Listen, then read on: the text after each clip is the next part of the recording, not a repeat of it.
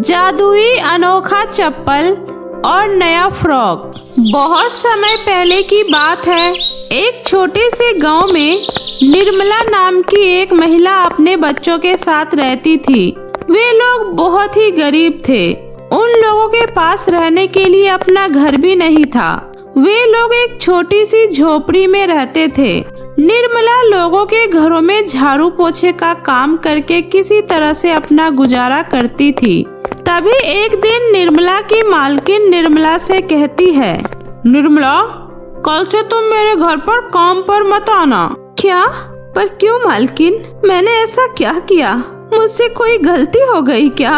अगर मुझसे कोई गलती हो गई हो तो मुझे माफ कर दीजिए मालकिन, पर मुझे काम से मत निकालिए। नहीं निर्मला, तुमने कोई गलती नहीं की है। दरअसल मैं कोई दूसरे शहर में शिफ्ट हो रही हूँ। अब हम यहाँ दोबारा कभी नहीं आएंगे, इसलिए मैं तुम्हें कल से काम पर आने से मना कर रही हूँ। लेकिन मालकिन, अब मैं क्या करूँगी? कितनी मुश्किल से तो मुझे आपके यहाँ काम मिला था। अब मैं कहाँ जाऊँगी मालकिन? क्या करूँगी? निर्मला, मैं कुछ नहीं कर सकती। मुझे यहाँ से जाना बहुत ही जरूरी है। इतना बोलकर मालकिन वहाँ से चली जाती है। निर्मला यह सब सुनकर बहुत दुखी होती है। थोड़ी देर बाद निर्मला उदास मन से अपने घर आती है। निर्मला को उदास देखकर उसकी बेटी काजल उससे बोलती है, क्या हुआ माँ? आप इतने उदास क्यों हो? बेटी, मालकिन इस शहर को छोड़कर दूसरे शहर में शिफ्ट हो रही है। मुझे तो कुछ समझ में नहीं आ रहा है। अब मैं क्या करूँगी? कितनी मुश्किल से तो काम मिला था, अब वह भी छूट जाएगा। कोई बात नहीं माँ, अब आप टेंशन मत लो, सब ठीक हो जाएगा। अगली सुबह निर्मला अपनी बेटी काजल से कहती है, काजल बेटी, मैं किसी दूसरे जगह काम ढूंढने जा रही हूँ। तुम अपना और अपने भाई का ध्यान रखना। ठीक है माँ। उसके बाद निर्मला काम ढूंढने के लिए घर से बाहर जाती है। तभी रास्ते में निर्मला को देख गांव की दो औरतें आपस में बात करने लग जाती है। अरे कौशल्या, ये तो वही औरत है ना जो उस टूटी फूटी झोपड़ी में रहती है? हाँ बहन, तूने सही पहचाना, यह वही औरत है।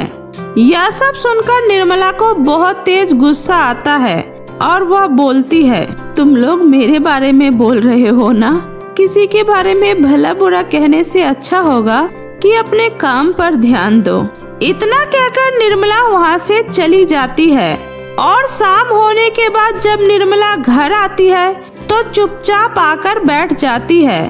तभी काजल वहाँ आती है और अपनी माँ से कहती है, माँ, आप बहुत जल्दी आ गई, कोई काम नहीं मिला क्या? अच्छा, आप यह बताओ, मैं खाना बना लूँ? हाँ बेटी, तुम खाना बना लो, जब तक मैं कोई और काम ढूंढने के लिए बाहर जाती हूँ, क्योंकि मेरे पास अभी एक भी पैसे नहीं बचे हैं और घर में राशन भी खत्म होने वाला है। अब जल्दी ही मुझे कोई अच्छा सा काम ढूंढना ही पड़ेगा। इतना कहकर निर्मला काम ढूंढने के लिए निकल जाती है और दूसरी तरफ काजल खाना बनाने लगती है। काम ढूंढते ढूंढते निर्मला एक कपड़े की दुकान में पहुंचती है। साहब, मुझे यहाँ कोई काम मिलेगा क्या? नहीं, यहाँ कोई काम नहीं है। साहब, मैं कोई सा भी काम कर लूंगी, कृपया मुझे अपने यहाँ काम पर रख लीजिए। नहीं, मैंने पहले ही काम पर बहुत सारे लोगों को रख रखा है। अब मुझे और लोगों की जरूरत नहीं है। जाओ यहाँ से, मुझे बहुत सारा काम है। इसी तरह निर्मला को कहीं भी कोई काम नहीं मिलता है। निर्मला बहुत ही उदास हो जाती है। हे भगवान, यह कैसी परीक्षा ले रहे हो? अब मैं क्या करूं? अब तो कोई भी मुझे काम पर भी नहीं रख रहा। थोड़े से पैसे में हमारा गुजारा नहीं हो पाता है और अगर मुझे काम नहीं मिला तो मैं घर का राशन कहां से लाऊंगी? वैसे तो मैं अपने बच्चों की कोई भी जरूरत पूरी नहीं कर पाती हूँ।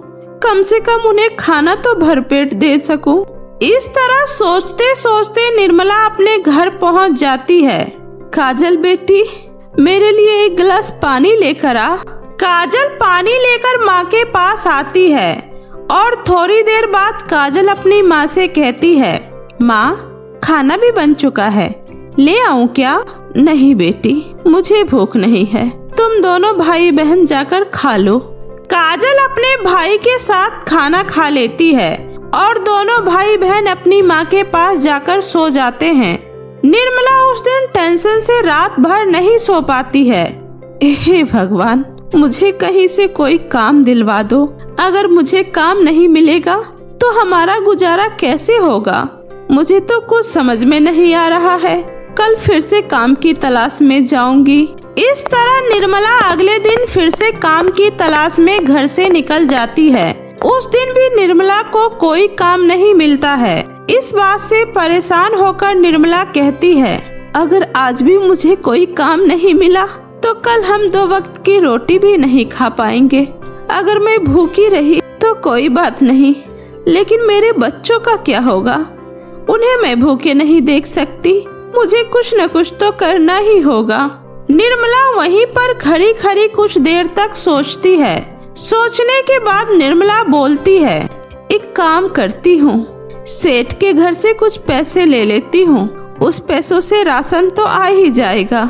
ऐसा सोचकर निर्मला सेठ के घर जाती है। थोड़ी देर बाद वह सेठ के घर के बाहर पहुंच जाती है और उसका दरवाजा खटखटाने लगती है। तभी सेठ की पत्नी दरवाजा खोलती है। मालकिन, मुझे कुछ पैसों की जरूरत है। मेरा काम छूट गया है। मेरे घर पर राशन भी नहीं है और ना ही मेरे पास पैसे हैं। अगर मेरे बच्चे को खाना नहीं मिला तो मेरे बच्चे भूख से बीमार पड़ जाएंगे। कृपया मुझे कुछ पैसे दे दीजिए मालकिन। यह सुनकर सेठ की पत्नी को बहुत ही गुस्सा आता है और वह बोलती है, क्या कहा? तुम्हें शर्म नहीं आती? घर घर भीख मांगती फिर रही हो? अरे जाओ, कहीं जाकर कमाओ। तुम्हारी जगह अगर मैं होती तो कभी भी भीख मांगकर अपने बच्चों को खाना नहीं खिलाती। इससे अच्छा तो तुम मर ही जाती। कौन सा तुम अपने बच्चों की जरूरत पूरा कर पाती हो? सेठ की पत्नी की बात सुनकर निर्मला को बहुत बुरा लगता है और वह चुपचाप वहाँ से चली जाती है। निर्मला एक नदी के किनारे जाकर खड़ी हो जाती है और खुद से बोलने लगती है, सही तो कह रही थी सेठ की पत्नी। मैं अपने बच्चों की जरूरत पूरी नहीं कर पाती हूँ, इसलिए अब मेरा जीने का भी कोई हक नहीं है। मैं आज ही इस नदी में कूदकर हमेशा हमेशा के लिए अपनी जान दे दूंगी। यह सोचकर निर्मला नदी में छलांग लगाने ही वाली होती है कि वहाँ पर नदी से जलपरी प्रकट होती है और बोलती है, निर्मला रुक जाओ। निर्मला, ये क्या कर रही हो तुम? तुम्हें पता भी है आत्महत्या करना कितना बड़ा पाप है। लेकिन मैं क्या करूं जलपरी, मैं जिंदा रहकर कौन सा अपने बच्चों की जरूरतों को पूरा कर पाती हूँ। मैं पहले नौकरानी का काम करती थी, लेकिन अब ये लोग कहीं और चले गए, जिसके बाद मेरा वह काम भी चला गया। मेरे पास जो भी पैसे बचे थे उससे मैं राशन ले आती थी। अब तो मेरे पास पैसे भी नहीं बचे और ना ही मुझे कहीं काम मिल रहा है। अगर आज मुझे कहीं से पैसे नहीं मिले तो मेरे बच्चे भूखे रहेंगे। अच्छा, तो ये बात है। चलो पहले तो मुझे अपने घर ले चलो। निर्मला जलपरी को अपने साथ अपने घर लेकर जाती है। जलपरी निर्मला के घर की हालात देखकर बहुत ही दुखी होती है और वो अपने मन में सोचती है, सच में ये लोग बहुत ही गरीब हैं, मुझे इनकी मदद करनी ही होगी। इतना सोचकर जलपरी बोलती है, निर्मला मैं तुम लोगों की मदद करना चाहती हूँ, लेकिन तुम्हें मेरे साथ चलना होगा। उसके बाद जलपरी निर्मला और काजल को अपने साथ नदी के पास ले जाती है। वहाँ जाकर जलपरी निर्मला और काजल को एक अनोखा चप्पल और जादुई फ्रॉक देती है और बोलती है, यह अनोखा चप्पल और जादुई फ्रॉक है। तुम इस फ्रॉक से जो चाहो वो मांग सकती हो। तुम इस जादुई अनोखे चप्पल को अपने घर के बाहर मिट्टी के नीचे दबा कर रख देना। कुछ ही समय में तुम्हारा टूटा फूटा सा झोपड़ी एक बहुत बड़े बंगले में बदल जाएगा और इस जादुई फ्रॉक से तुम जो कुछ भी मांगोगी वह सब कुछ चुटकियों में तुम्हें मिल जाएगा। उसके बाद निर्मला और काजल जादुई चप्पल और जादुई फ्रॉक को लेकर अपने घर आ जाते हैं। जलपरी के कहे अनुसार निर्मला चप्पल को मिट्टी के अंदर दबाकर रख देती है और कुछ ही समय में उसकी टूटी फूटी झोपड़ी एक आलीशान बंगले में बदल जाती है। निर्मला और उसके बच्चे ये सब देखकर बहुत ही खुश होते हैं। उसके बाद तीनों अपने घर के अंदर चले जाते हैं। उसके बाद निर्मला जादुई फ्रॉक से कहती है, हे जादुई फ्रॉक, हमें बहुत जोरों की भूख लगी है, हमें कुछ खाने को दे दो। उसके बाद वहाँ पर बहुत सारा स्वादिष्ट खाना प्रकट हो जाता है। निर्मला उस जादुई फ्रॉक की मदद से अपना एक बहुत बड़ा होटल खोलती है। उसके गांव की प्रेमलता और विनीता को देखी नहीं जा रही थी। तभी दोनों आपस में बात करती हैं। विनीता बहन, देख रही हो आजकल यह भिखारी कितनी ठाट बाट से रह रही है। हाँ बहन, तुम बिल्कुल ठीक कह रही हो। अचानक ऐसा क्या हुआ जो ये भिखारी लोग रात भर में इतने अमीर हो गए? मुझे तो खुद को समझ में नहीं आ रहा है। नौकरानी का काम करके ये भिखारन तो इतना नहीं कमाती थी जिससे वो अपना घर बना ले और होटल भी खोल ले। तुम सही कह रही हो बहन, जरूर दाल में कुछ काला है। हमें पता तो करना ही होगा। चलो उसके घर चलकर देखते हैं। उसके बाद प्रेमलता और विनीता दोनों निर्मला के घर जाती है और बोलती है, अरे निर्मला बहन, कैसी हो? हाँ मैं ठीक हूँ, आओ अंदर आ जाओ, बैठो ना। फिलहाल हम दोनों मार्केट जा रहे थे, तभी हमें प्यास लगी तो मुझे लगा क्यों ना निर्मला बहन के घर जाकर पानी पी ले। हाँ हाँ क्यों नहीं, अच्छा किया जो तुम लोग इधर आ गई। तुम लोग यहीं बैठो, मैं अभी तुम्हारे लिए पानी लेकर आती हूँ। निर्मला उन दोनों के लिए पानी लेने चली जाती है। निर्मला के किचन में जाने के बाद दोनों औरतें काजल को जादुई फ्रॉक से पैसे लेते हुए देख लेती है। यह देखकर दोनों औरतें हैरान रह जाती है। देखो विनीता, इसके पास जादुई फ्रॉक है। मुझे तो ऐसा ही लग रहा था कि जरूर कुछ न कुछ चमत्कार ही होगा। चलो अभी चलकर इसका जादुई फ्रॉक ले लेते हैं। इतना कहकर प्रेमलता और विनीता दोनों मिलकर जादुई फ्रॉक लेने के लिए काजल के कमरे में जाती है। जैसे ही प्रेमलता उस जादुई फ्रॉक को लेने जाती है, उसे बहुत जोर का करंट का झटका लगता है। यह सब देखकर विनीता भी बहुत डर जाती है और दोनों वहां से उल्टे पैर भाग जाते हैं। उस दिन के बाद से वे लोग कभी भी निर्मला के घर के आसपास भी नहीं जाती है। इस तरह से निर्मला की गरीबी जादुई चप्पल और फ्रॉक की वजह से हमेशा के लिए दूर हो जाती है। उसके बाद निर्मला अपने बच्चों के साथ हंसी खुशी अपना जीवन व्यतीत करने लगती है। जादुई मटका स्विमिंग पूल का जादू। राधिका अपनी माँ की लाडली बेटी थी। उसके पिता दिनेश भी उस पर जान छिड़कते थे, लेकिन एक दिन अचानक राधिका की माँ सुषमा बीमार पड़ गई। दिनेश ने अपनी पत्नी का बहुत इलाज कराया, लेकिन सुषमा की तबीयत में कोई खास सुधार नहीं हुआ। राधिका के पापा, मुझे लगता है कि अब मेरा अंतिम समय आ गया है। मेरे जाने के बाद आप मेरी बेटी राधिका का अच्छे से ध्यान रखना। कैसी बात कर रही हो सुषमा? तुम्हें कुछ नहीं होगा। मैं तुम्हारा इलाज इससे भी बढ़िया हॉस्पिटल में कराऊंगा। तुम जल्दी ठीक हो जाओगी। लेकिन होने को कौन टाल सकता है। कुछ ही दिनों बाद सुषमा की मृत्यु हो जाती है। सुषमा के गुजर जाने के बाद राधिका बहुत ही ज्यादा उदास हो जाती है। पापा, माँ हमें छोड़कर कहाँ चली गई? पापा, मुझे माँ की बहुत याद आ रही है, मुझे माँ ला कर दो। राधिका बेटा, माँ भगवान के पास चली गई है, अब वह हमारे पास कभी नहीं आएगी। आप मुझसे झूठ बोल रहे हैं। माँ मुझे छोड़कर कहीं नहीं जा सकती। जिद नहीं करते बेटा, तुमने 2 दिनों से कुछ नहीं खाया। चलो खाना खा लो। मैं तभी खाना खाऊंगी जब आप मुझसे वादा करो कि आप मुझे माँ ला कर दोगे। अच्छा बाबा, ठीक है, अब खाना खा लो।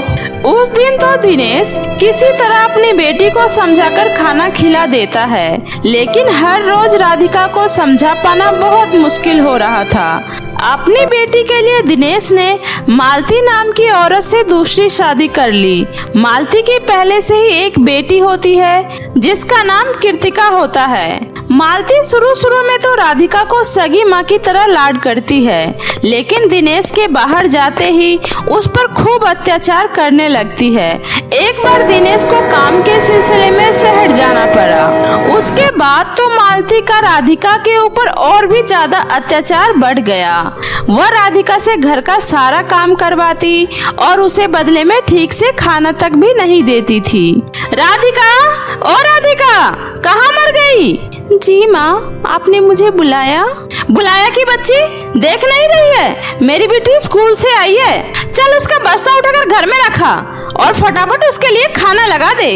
कीर्तिका के खाना खाने के बाद राधिका भी खाना खा रही थी। तभी उसकी माँ उसकी थाली छीनते हुए उससे कहती है, महारानी से एक काम घर का तो होता नहीं है, जब देखो खाना ही ठूसती रहती है। चल उठ, बहुत हो गया खाना। बाथरूम में मेरे और मेरी बेटी के बहुत सारे कपड़े रखे हैं, पहले उसे धुल ले और फिर अलमारी में जो कपड़े पहले से रखे हैं उसमें अच्छे से इस्त्री करके अलमारी में रख दे, उसके बाद ठूसती रहना। राधिका अपनी सौतेली माँ के डर से कपड़े धोने में लग जाती है। कपड़े धोने के बाद वह कपड़ों में इस्त्री करने लगती है। तभी गलती से उससे मालती की एक साड़ी जल जाती है। यह देखकर मालती आग बबूला हो जाती है। तो ये तूने नया तरीका ढूंढा है हमसे बदला लेने का? तूने ये साड़ी जानबूझकर जलाई है ना? तुझसे एक काम भी ढंग से नहीं होता। चल निकल जा मेरे घर से। पहले तो अपनी माँ को खा गई, अब क्या हमें खाकर ही चैन लेगी? इतना बोलकर सौतेली माँ उसे धक्के देकर घर से निकाल देती है। माँ, ऐसा मत करो माँ, मैं कहाँ जाऊंगी? प्लीज माँ, मुझे घर से मत निकालो माँ। कहीं भी जाकर मर, मुझे अब तुझसे कोई मतलब नहीं है। राधिका रोते रोते वहाँ से नदी के किनारे पहुँच जाती है। माँ, आप कहाँ हो माँ? माँ, आप मुझे छोड़कर क्यों चली गई माँ? मुझे तो लगा था कि दुनिया में हर माँ आपकी तरह ही प्यारी होती है, लेकिन मुझे आज समझ आ गया कि सगी माँ ही होती है। माँ, मुझे अभी जालिम दुनिया में नहीं रहना है, मैं आपके पास आ रही हूँ माँ। इतना बोलकर राधिका नदी में कूद जाती है। नदी के गहराई में जाने के बाद वह एक अद्भुत परियों की नगरी में पहुंच जाती है। यह मैं कहाँ आ गई? यह दुनिया तो बहुत ही सुंदर है। तभी एक परी वहाँ आकर कहती है, परियों की दुनिया में तुम्हारा स्वागत है राधिका। हम हर मरने वालों को जीने का एक मौका देते हैं। आखिर तुम इस नदी में कूदकर अपनी जान क्यों देने जा रही थी? फिर राधिका परी को अपने बारे में सारी बातें बताती है। तुम चिंता मत करो राधिका, तुम अब से यहीं हमारे साथ हमारी दुनिया में रहोगी। और फिर राधिका परी के साथ उसी दुनिया में खुशी खुशी रहने लगती है। इधर जब दिनेश शहर से घर लौट कर आता है तो अपनी बेटी राधिका को घर पर नहीं देख मालती से उसके बारे में पूछता है। अरे मालती, काफी देर हो गया, राधिका बेटी कहीं दिखाई नहीं दे रही है। कहीं तुमने उसे कुछ कहा तो नहीं? हाँ, तुम तो ऐसे ही कहोगे मुझे, सौतेली जो हूँ, कितना भी कर लूँ फिर भी रहूंगी तो सौतेली ही ना। अरे भाग्यवान, मेरे कहने का मतलब वो नहीं था। राधिका भी बच्ची है, हो सकता है तुम्हारी कोई बात उसे बुरी लग गई हो, इसलिए पूछ रहा हूँ। आज सुबह से ही पता नहीं उसे क्या हो गया, कहने लगी आज खाना मैं खुद बनाऊंगी और फिर उसने पूरे किचन का सत्यानाश कर दिया। सब्जी में सारा तेल और मसाला भर कर डाल दी। जब मैंने कहा बेटा ऐसे खाना नहीं बनता तो मुझे ही मारने के लिए उसने चाकू तक उठा लिया और जब मैंने उसे इसके लिए मना किया तो नाराज होकर घर से चली गई। अब आप ही बताइए इसमें मेरी क्या गलती है जी? वो तो हमें जान से मार डालना चाहती है। मुझे तो यकीन ही नहीं हो रहा कि मेरी बेटी राधिका ऐसा भी कर सकती है। खैर, मैं उसे ढूंढने जा रहा हूँ। इधर राधिका को परियों की दुनिया में रहते हुए काफी दिन बीत जाता है। परी जी, आपने मुझे इतना प्यार दिया और मुझे इतने अच्छे से यहाँ पर रखा, इसके लिए आपका बहुत बहुत धन्यवाद। लेकिन अब मैं अपने माँ बाबा के पास वापस जाना चाहती हूँ। ठीक है राधिका, जैसी तुम्हारी इच्छा। राधिका, ये लो, ये एक जादुई स्विमिंग पूल का मटका है। ये जादुई मटका तुम्हें तुम्हारी जरूरत का हर चीज देगा। ये हमारी तरफ से तुम्हारे लिए उपहार है। परी जी, लेकिन मैं इस मटके को अपने साथ कैसे ले जा सकती हूँ? ये तो बहुत बड़ा है। इसके लिए तुम्हें एक मंत्र बोलना है। जिसे बोलते ही ये घर अपने आप छोटा और बड़ा हो सकता है। और हाँ, जब भी तुम्हें इस जादुई मटके के स्विमिंग पूल से कुछ मांगना होगा, उससे पहले तुम्हें यही मंत्र बोलकर इस जादुई मटके में डुबकी लगानी होगी, तभी तुम्हारी मनोकामना पूरी होगी। और वो मंत्र है, मेरा मन है सबसे सच्चा, हो जाए पूरी मेरी इच्छा। उसके बाद राधिका परी का बताया हुआ मंत्र बोलती है। मंत्र बोलते ही वह मटका छोटा हो जाता है। उसके बाद राधिका परी का धन्यवाद कर पानी से बाहर आ जाती है और अपने गांव की तरफ मटका लेकर चल देती है। तभी उसे गांव के चौराहे पे कुछ लोग बहुत ही दुखी नजर आते हैं, जो रो भी रहे होते हैं। राधिका उनसे पास जाकर पूछती है, क्या हुआ, आप सब लोग इस तरह रो क्यों रहे हैं? बेटी, पिछले 1 साल से हमारे गांव में सूखा पड़ा है, खाने तक को हमारे पास अनाज नहीं बचा। आसमान में बादल तो गरजते हैं, लेकिन बारिश की एक बूंद नहीं होती। हमारे यहाँ की धरती पूरी तरह से बंजर हो चुकी है। क्या 1 साल से? काकी, ये कौन सा साल चल रहा है? उसके बाद वहाँ खड़ा एक आदमी राधिका को साल बताता है, क्योंकि जब वो परियों की दुनिया में रह रही थी तो वहाँ कोई रात हो ही नहीं रहा था, वहाँ तो सिर्फ और सिर्फ दिन ही रहता था। राधिका समझ गई, परी के साथ उसने पूरे 1 साल बिताया। 1 साल बाद अपने गांव की ये हालत देखकर राधिका बहुत ही निराश हो जाती है और फिर वो लोगों की मदद करने का वादा करते हुए सभी को एक खुले मैदान में लेकर जाती है और उस मटके को बीच में रखकर वो मंत्र बोलती है, मेरी आंखों में जचता है काजल, आसमान में ला दो काले काले बादल। इतना बोलकर राधिका उस जादुई मटके में डुबकी लगा लेती है। डुबकी लगाते ही आसमान से जोर जोर से बारिश होने लगती है। यह देखकर गांव के सभी लोग खुशी से नाचने लगते हैं। तभी राधिका फिर मटके से कहती है, मेरा मन है सच्चा, कर दो मेरे गांव वालों की पूरी हर इच्छा। राधिका के इतना बोलते ही पूरे गांव में सबका घर अनाज और जरूरत की चीजों से भर जाता है। यह देखकर गांव के सभी लोग राधिका का जय जयकार करने लगते हैं। जब इस जय जयकार की आवाज उसके सौतेली माँ और पिताजी के कानों में पड़ता है तो वो फौरन वहाँ आ जाते हैं और फिर दिनेश राधिका को गले से लगा लेता है। तुम कहाँ चली गई थी बेटी? पिछले 1 साल से तुम्हारी सूरत देखने के लिए तरस गया था। मैंने तुम्हें कहाँ कहाँ नहीं ढूंढा। 1 साल तक कहाँ थी? पापा, मैं आपके और माँ के लिए जादुई स्विमिंग पूल का मटका लेने गई थी। मंजिल काफी दूर था, इसलिए समय लग गया। घर चलिए, मैं आपको सब कुछ बताती हूँ। इधर मालती बहुत ही ज्यादा घबरा रही थी कि अगर राधिका ने दिनेश को सच्चाई बता दी फिर क्या होगा। वह डरते डरते दिनेश के पैरों में गिर जाती है। मुझे माफ कर दीजिए जी, मैं माँ कहलाने के लायक नहीं हूँ। मैंने राधिका के साथ बहुत बुरा किया, मैंने ही इसे घर से निकाल दिया था। मुझे माफ कर दीजिए जी, मैं माँ कहलाने के लायक नहीं हूँ। आज से 1 साल पहले मैंने ही राधिका बिटिया को घर से निकाल दिया था। मैंने राधिका के साथ बहुत बुरा किया।